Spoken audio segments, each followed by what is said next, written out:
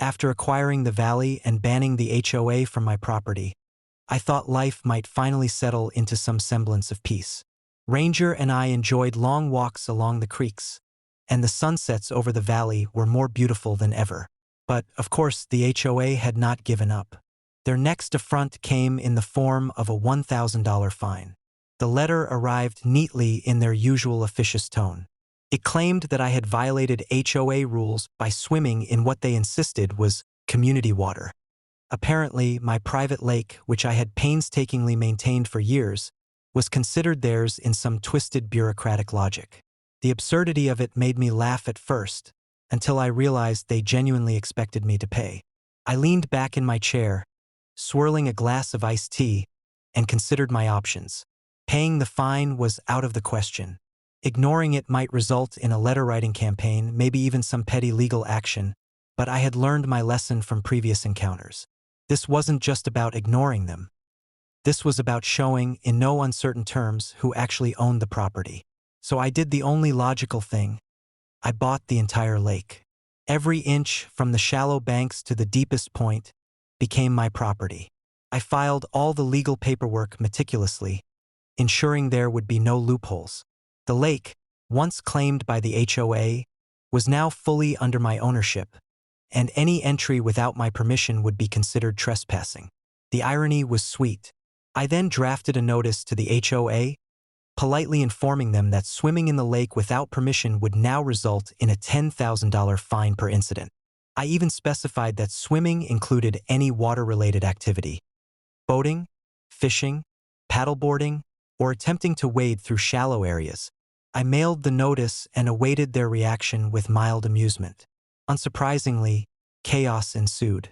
Calls flooded in from HOA members, some panicked, some outraged. "This can't be legal," they exclaimed.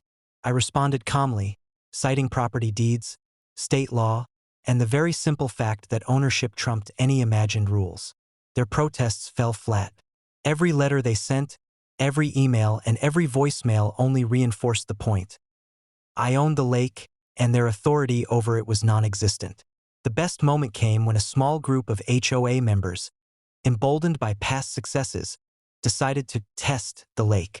They showed up in swimsuits, towels slung over their shoulders, expecting to wade in as if nothing had changed.